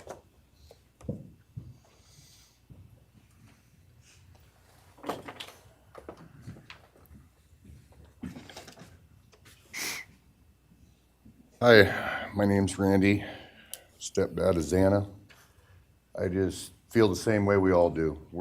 All of us are united because of something that happened, and I am grateful to know and have met some new family because of this awful event. But this is probably the last time we're all gonna be in the same room together, let's be real. So I can say, I love you all, and I feel your pain. And just God bless us all, you know?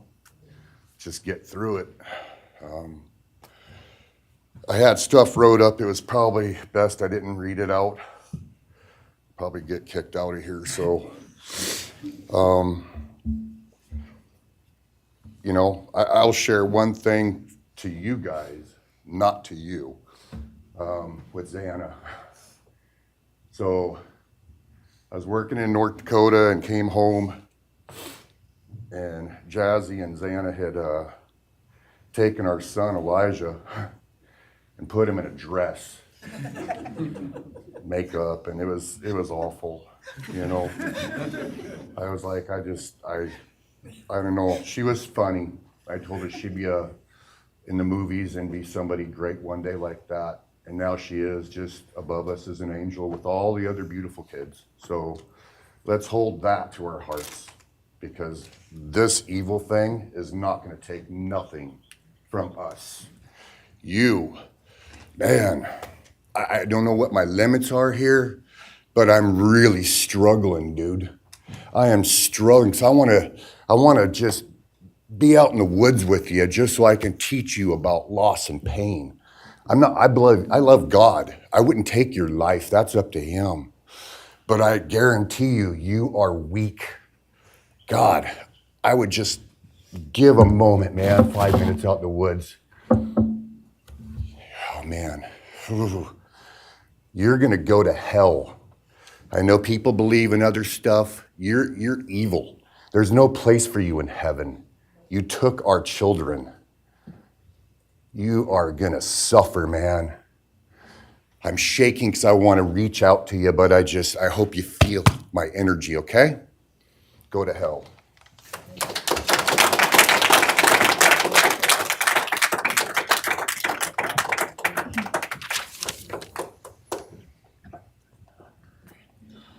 Next is Kara Northington, Xana's mother.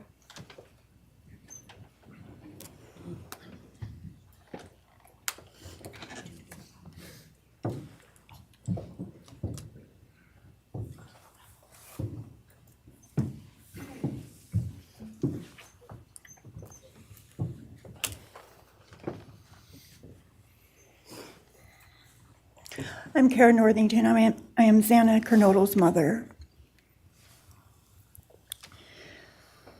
This letter is to you, really.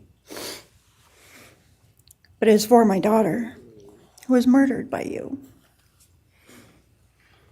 Today I stand before you, the man who is responsible for murdering my beautiful daughter, Zana Kernodle. My daughter was beautiful both inside and out. She possessed love for those around her and had a light so bright it will live on forever in our hearts. She brought joy and laughter to her friends, her family, and anyone in her presence. Our Lord and Savior, Jesus Christ, now has her in his loving arms in heaven, where she can never be harmed ever again for eternity. Because of her, I came to know my Lord and Savior, Jesus Christ. Because of her, many will come to Christ. It is Christ who lives in me that has given me the strength to forgive you. It was of no power of my own. In return, the Lord has filled me with joy, hope, and peace that surpasses all understanding. Jesus has allowed me to forgive you for murdering my daughter without you even being sorry or asking for this. This is only possible because he who lives in me is greater than any evil in this world. For God hath not given us the spirit of fear, but of power and of love and of a sound mind. I do not fear you or even let you rent space in my head anymore. This forgiveness has released me from any and all evil you have inflicted on me and my family. It has allowed me to let our Lord deal with you. You have accepted a deal that will prevent you from receiving the death penalty. Nothing man can do to you can ever compare to the wrath of God. Inevitably, you will stand before our Lord and will have to answer to him over the sins you have committed in murdering our children. I pray you come to the end of yourself before that day. Whether you like it or not, heaven is for real and so is hell. The innocent life of Zana that you stole from myself and my family, and the destruction it has caused. I am washing my hands of you and turning you over to my Lord and Savior Jesus Christ, whom vengeance belongs to. In closing, I want to read a passage from the Bible, Ephesians 6, King James Version. Finally, my brethren, be strong in the Lord and then in the power of his might. Put on the whole armor of God, that ye may be able to withstand the wiles of the devil. For we wrestle not against flesh and blood,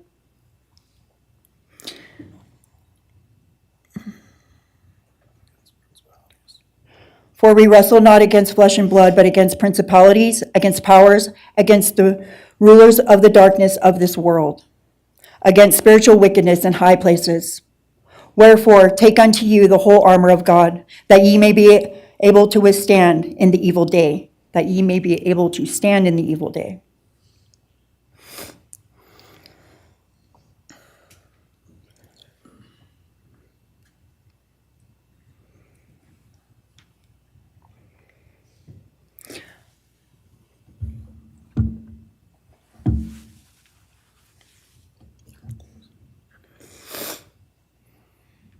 I'm not going to share memories of Zana or any more of the goodness of her with you, because I do not want that to be in your head. I don't want it to be in your head. You don't deserve that. You don't deserve our good memories that we have. I do pray for you. I pray that you come to the end of yourself. I pray that before this life is over, that you ask our Lord and Savior in your heart and to forgive you. I do pray for that. But after today, I wash my hands of you, and you are no longer a thing. Thank you. Thank you.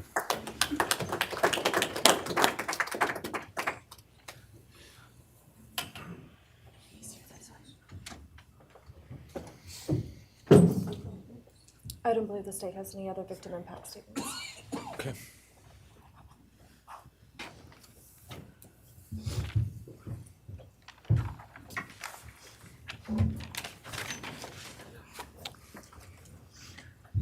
Right, state can argue.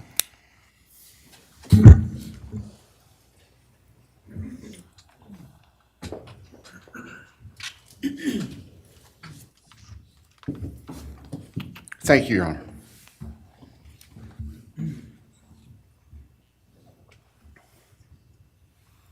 Just as a housekeeping matter to start, there will be the issue of restitution. That is, the documentation is being gathered, and we ask if the court would defer that for 30 days so we can present it in an orderly fashion and make sure it's comprehensive for everyone. Any objection to leaving restitution open in 60 days? All right. Thank you, Your Honor.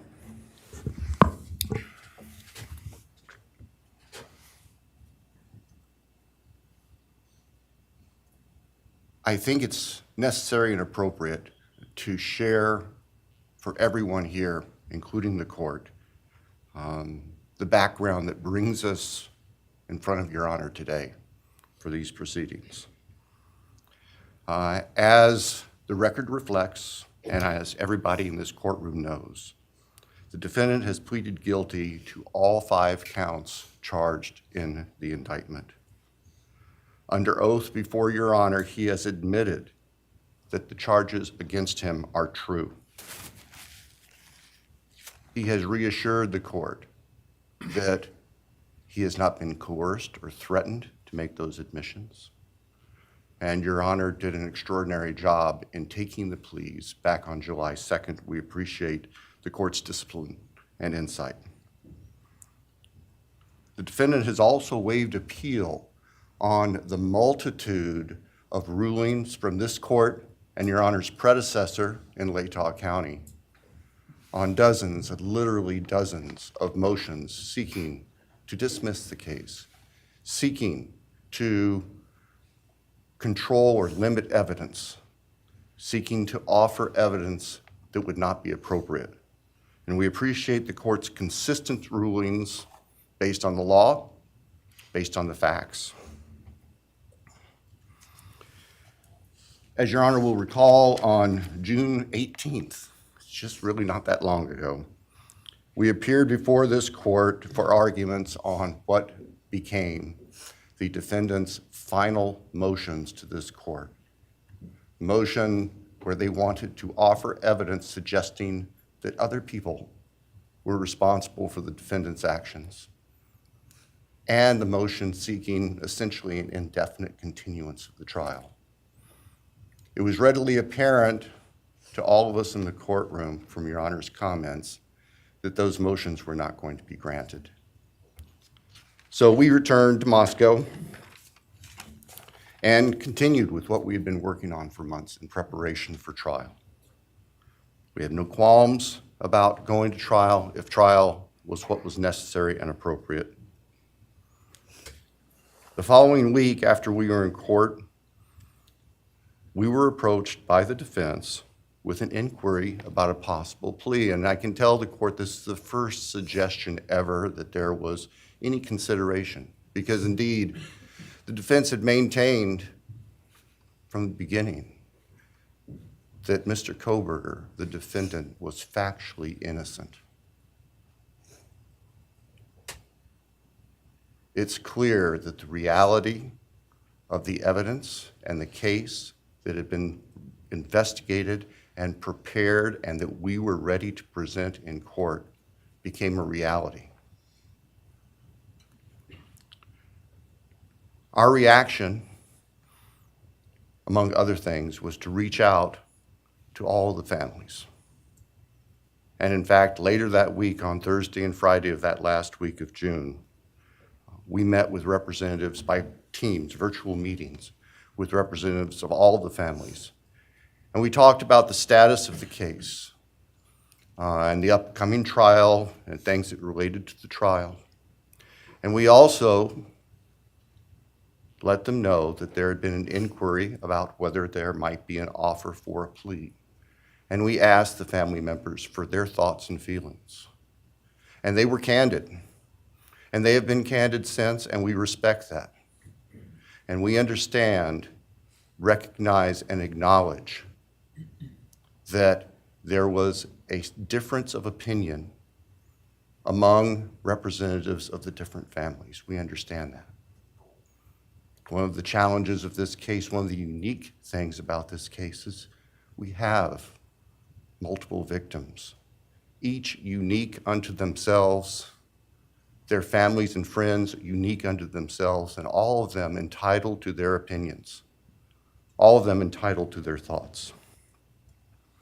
Over the following weekend, our prosecution team, very skilled attorneys who were personally as well as professionally deeply invested in this case, met. And we talked, and the decision was reached. Well, to start with, were there to be any sort of plea offer or discussion, there's only one possibility. And that would be for the defendant to plead guilty straight up to all charges. There would be no bargaining about counts. There would be no bargaining about reduced sentences. And so we made the proposal to the defense that if the defendant was willing to plead guilty up front to all 5 counts as charged and waive appeal of the court's myriad decisions during the past 2.5+ years on all these motions that would have consumed years, if not decades, of time in the future. By the end of the weekend, we were notified the defendant was prepared to plead guilty as charged and factually acknowledge his responsibility in court for these horrible crimes. Obviously, those discussions and negotiations were confidential. And as Your Honor noted, I believe, that was necessarily so, because if the defendant had decided not to plead guilty, it would have been devastating to our jury pool for there to be public information that there had been consideration by either party to a plea resolution. And protecting the prospective integrity of a trial after so many years was paramount. So, the end of the weekend came. We notified the victims' families of what had occurred. I recognize and acknowledge personally, and I respect the fact that of these fine, suffering people here, not everybody agreed with the decision we make. I accept that. It's my responsibility in the end. I recognize that that's the duty of the office that I hold.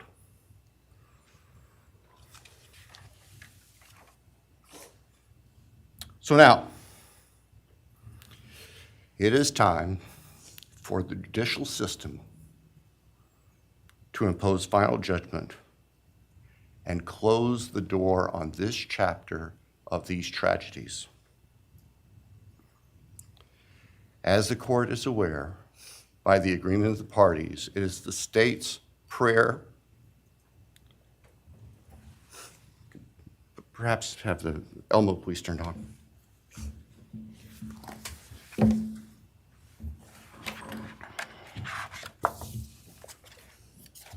Thank you. That on count 1, the felony burglary, that the court sentenced the defendant to the maximum period of 10 years fixed in the custody of the Idaho Department of Correction. Then on count 2,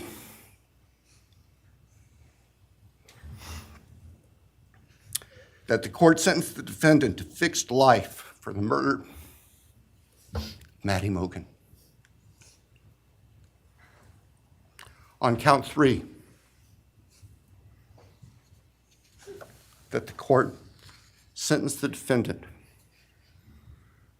to fixed life for the murder of Kaylee Goncalves. On count 4, that the court sentenced the defendant to fixed life for the murder of Zana Kernodle. On count 5, that the court sentenced the defendant to fixed life for the murder of Ethan Chapin. And the state further prays that these sentences be ordered to run consecutively, back to back, not at the same time, to recognize and respect the unique individuality of each of these beautiful young people whose lives were taken brutally and for no reason.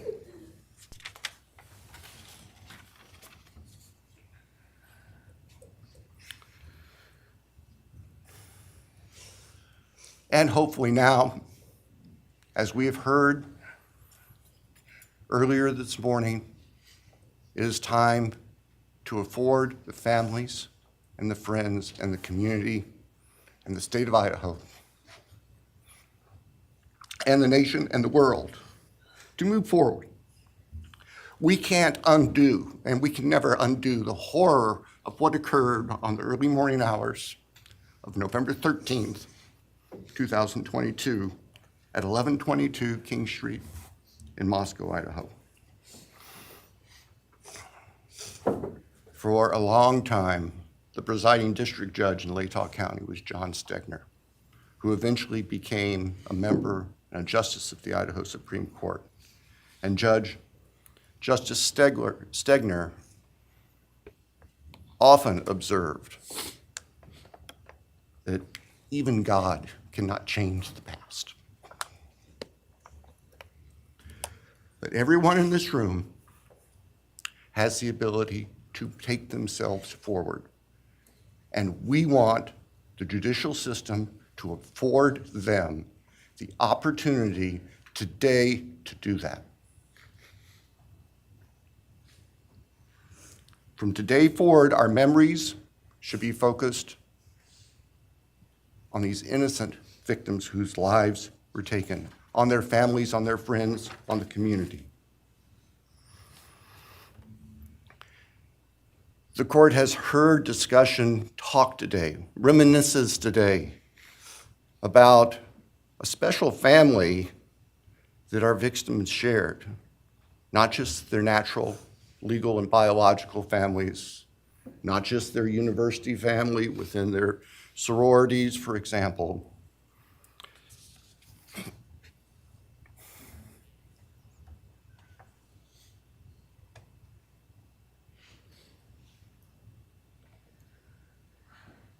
But this family. This is the picture taken on November 12th, 2022, of the special family of 1122 King Road. And you can see all 6 of these dynamic, vibrant, loving, special, innocent faces taken together just across the street from their residence, and barely 12 hours before 4 of them would be brutally murdered in their sleep. They've been described consistently as being bright, caring, vivacious, with futures we can only imagine now. But they were, and they remain, a special family that I think we should all recognize and appreciate. So it's time to move forward. There have been a number of statements directed specifically at the defendant today, I have one last thought. After Your Honor imposes judgment and sentences the defendant to spend the rest of his life in prison, in other words, sentence the defendant to die in prison, he's going to stand up in the belly chains and leg irons that he's wearing today, and he's going to be escorted into the custody of the Idaho Department of Correction. And the door will close behind him forever. That is the closure that we seek, that all of these people, these loving friends and family deserve, so that we can move forward. Thank you, Your Honor. Thank you.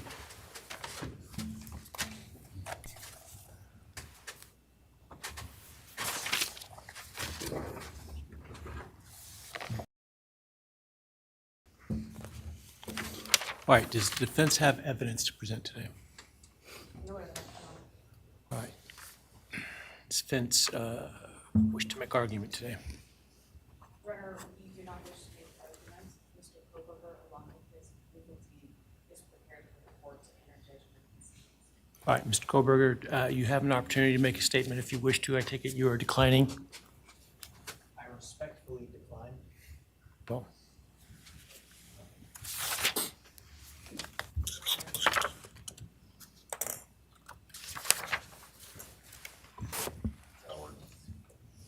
please. All right, let me start this morning by acknowledging and thanking those that have come here today in support of their loved ones, and I appreciate your courage and your strength. And I hope that you are able to move on as best as possible. Thank counsel for the professionalism that they've exhibited throughout this case. It has been my great honor to preside in this case and to help bring, to the extent possible, some resolution and hopefully justice to this case.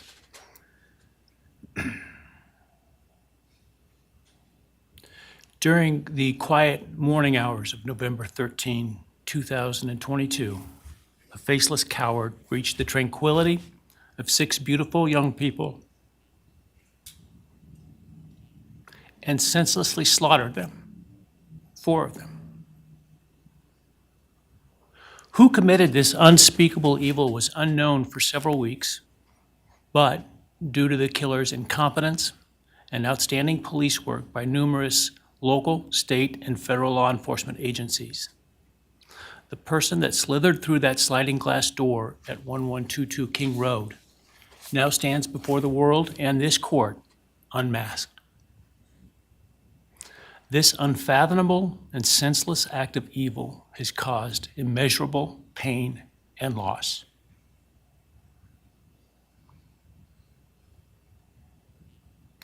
No parent should ever have to bury their child. This is the greatest tragedy that can be inflicted upon a person. Parents who took their children to college in a truck filled with moving boxes had to bring them home in hearses lined with coffins.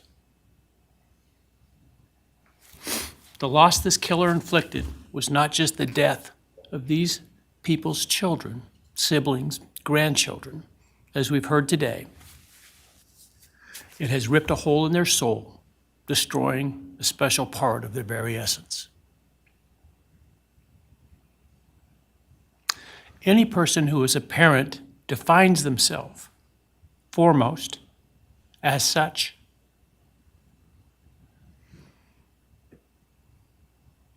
It is their existence and purpose of being. And it has been stolen from these parents.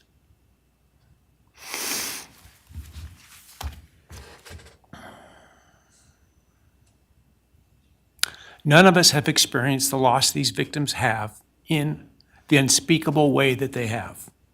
And therefore, none of us can, nor should we, question the way in which they have handled their loss. Whether that be in private mourning, removed as far as possible from this media circus, or in front of a camera demanding retribution with the loudest megaphone.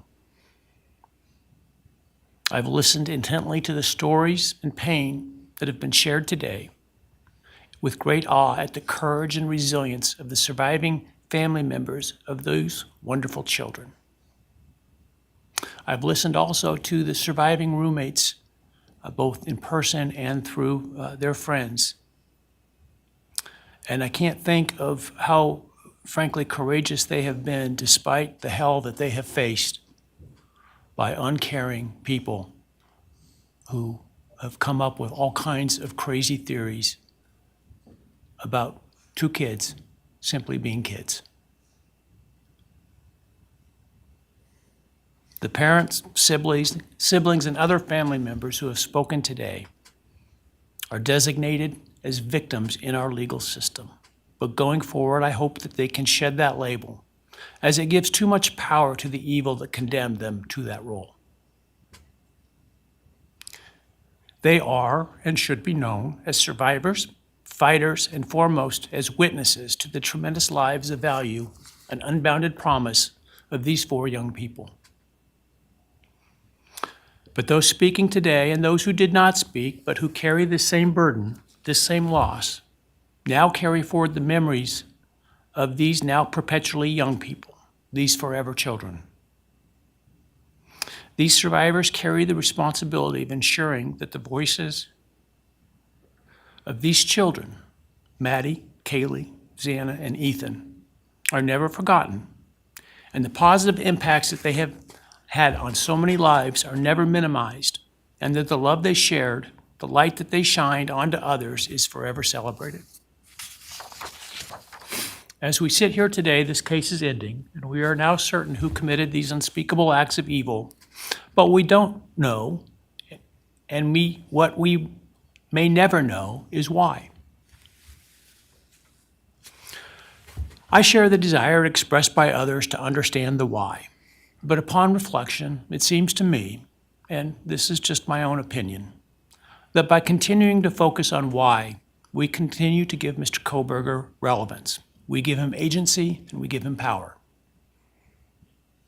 The need to know what is inherently not understandable makes us dependent upon the defendant to provide us with a reason, and that gives him the spotlight, the attention, and the power he appears to crave. Yet even if I could force him to speak, which legally I cannot, how could anyone ever be assured that what he speaks is the truth? Do we really believe, after all of this, he's capable of speaking the truth or of giving up something of himself to help the very people whose lives he destroyed? Rather, I suspect the so-called reason would be dished out in enticing, self-serving, and aggrandizing untruthful bits, leaving people wanting more information, more insight, and thus enhancing even further the power he seeks to hold. Even if we could get truthful insight into his why, I suspect it would not in any way quench one's thirst for actually understanding why in the first instance. Because there is no reason for these crimes that could approach anything resembling rationality. No conceivable reason could make any sense. And in the end, the more we struggle to seek explanation for the unexplainable, the more we try to extract a reason, the more power and control we give to him. In my view, the time has now come to end Mr. Kohberger's 15 minutes of fame. It's time that he be consigned to the ignominy and isolation of perpetual incarceration. I know there has been concern about him collaborating on books or movies or other media projects, and I truly hope that someone does not stoop to affording him this spotlight that he desires in the name of clicks, royalties, or profits. While criminal behavioralists should study him away from the spotlight in an attempt to prevent other would-be killers from acting on their worst impulses, There should be no need for that to spill over into the public eye. The great Idaho jurist Edward Lodge was known for trying to find something positive about every person he ever sentenced. And with over a half a century as a trial judge, that was a lot of people. This was often challenging, and I recall in one case he said that the best he could come up with was the defendant had good penmanship. Truth be told, I'm unable to come up with anything redeeming about Mr. Kohberger because his grotesque acts of evil have buried and hidden anything that might have been good or intrinsically human about him. His actions have made him the worst of the worst. Even in pleading guilty, he is giving nothing hinting of remorse or redemption, nothing suggesting even a recognition or understanding, let alone regret for the pain that he has caused.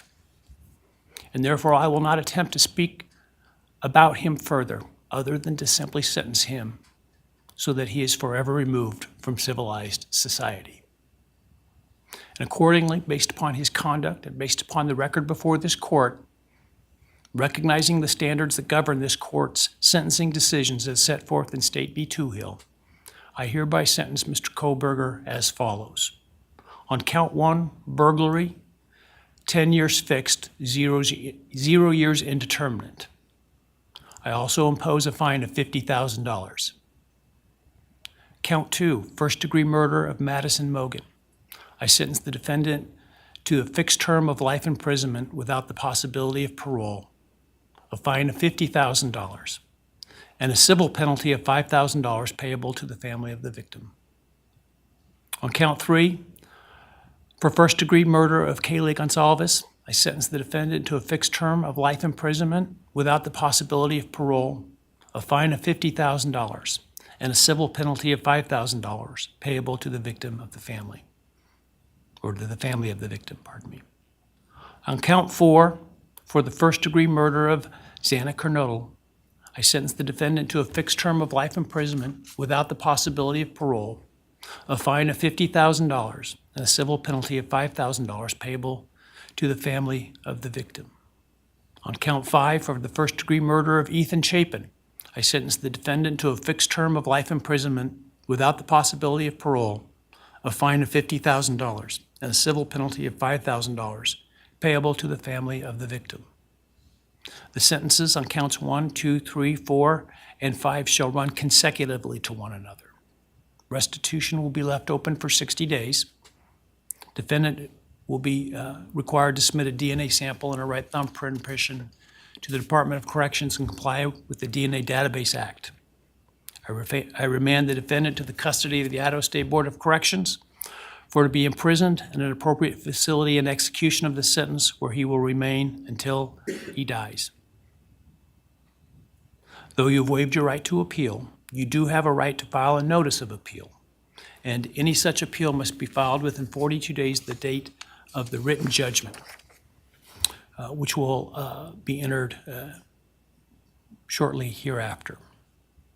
Though the appeal, you should be aware, may be deemed a violation of the plea agreement, and so I certainly suggest you discuss that with counsel if that is your desire. I ask the media and public present to allow the families to be escorted out first before they leave. Again, thank you to everyone for your stories today. I am strengthened by them, and I am encouraged by your humanity and strength, and God bless you. We're adjourned.